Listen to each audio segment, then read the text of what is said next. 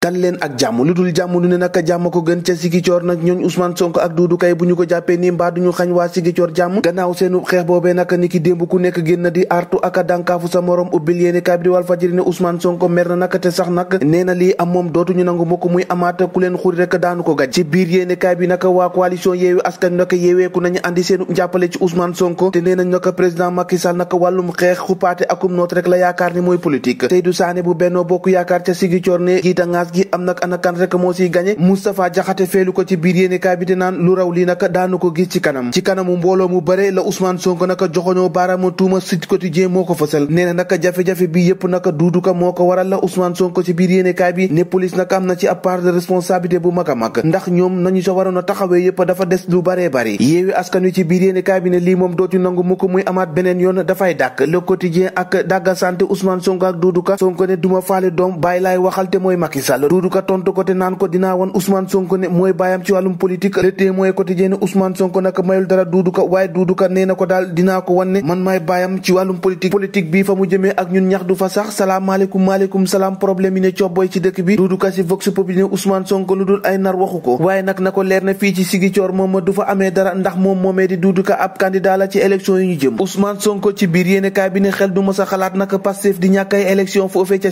Ziguinchor Ndakaaru ba Yëmbal Bara Gaye naka moo ngay def waa PDS pëlëng Amadou Hott tey fësam rek la mu def di ay réalisation foofee ca Yëmbal Bara Gaye ne comme waa parti démocratique sénégalais dañu ko beddi comme dafay déranger moo tax rek mu dugg ci biir coalition Yewwi Askan Wi Amadou Hott ba mu war a defanteeg foofee ca Yëmbal Sud naka nee na gaayam yi naka jarul tiit ndax mooy ministre de l'économie bi gën a cuune bi Sénégal mos am nañu am tiitaange ci waa coalition Benno Bokk Yaakaar ndax seenu liste candidat yi naka ci ayu bés bi boo moyul naka son excellence dina ko siwal alerte quotidien xëy di alerte yéen ci ay ministre ak i DG ne si jamono ji naka ñoo ngi ak seenu pësaani tàccu seenu nataal naka moo ngi ne dàng naka ci yéenekaay bi Direct News Matar Ba la xëye bappulo jéeri fipp na naka jàmmaarloo ak ña ko bëgg a xañ mairie bu Fatick ministre des sports ne naka ñiy wax yépp naka ba liggéey Fatick jotee kenn déggul leen kon du ñoom ñoo mën a wax lii am wala lu dul am lii am kay Le Soleil wax na ko nee na Sénégal naka bokk na ci liste verte ndax naka lu waay wax lu ne nag xam nga ne mbas mi wàññeeku na bu baax a baax ci réew mi tàggat yaram réewum Sénégal ak ndam li mu am yéenekaay bi ne mooy réew mi njëkk a qualifié ci barrage yi Aliou Cissé ne fi mu ne nii naka jublu ci CAN 2022 ca Cameroun rek mooy yitte li kon ñoo ko déggandoo jàngeen jëf ba ëllëg